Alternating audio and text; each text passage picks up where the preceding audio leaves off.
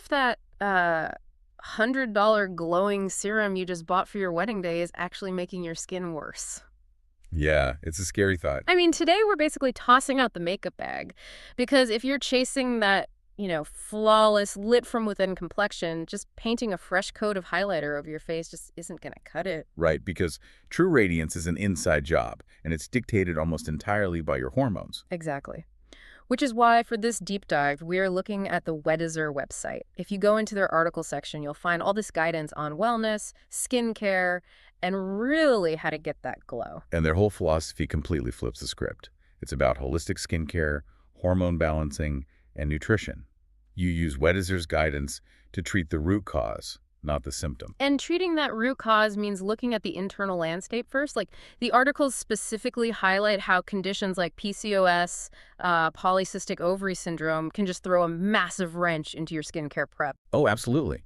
Because PCOS often triggers elevated androgen levels. And androgens are those hormones that overstimulate your sebaceous glands. Right, the oil producers. Exactly. Oh. So instead of a normal amount of moisture, your skin just produces all this excess sebum.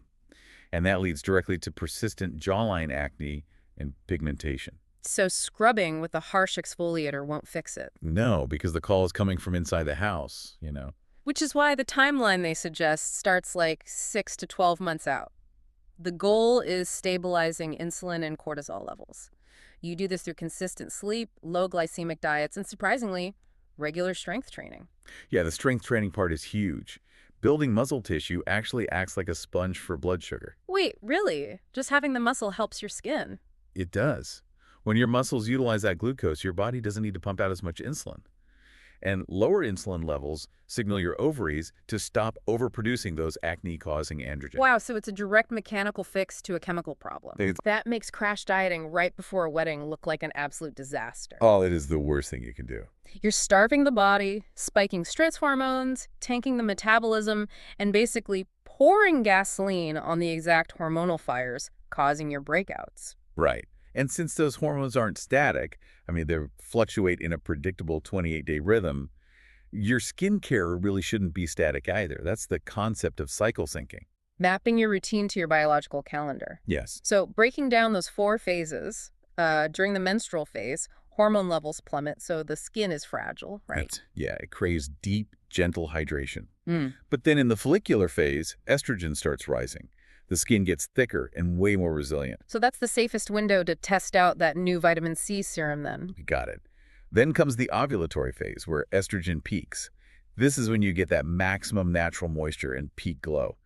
Honestly, it's the absolute best time to schedule your engagement photos. Oh, that is such a smart tip. And then after that is the luteal phase. Right, where progesterone spikes. That actually causes your pores to swell slightly, which traps the sebum inside and creates the perfect environment for breakouts. Yikes. So that's when you deploy the detoxifying clay masks.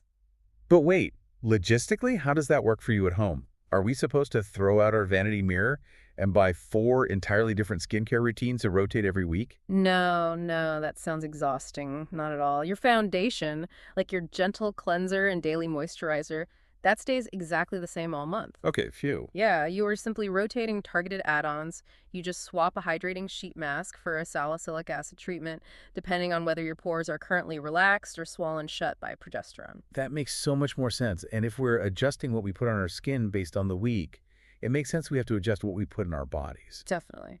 The Weddizer guides are heavy on nutrition, but it goes way beyond the standard advice to just, eat healthy. Right, it's about preventing glycation. Exactly.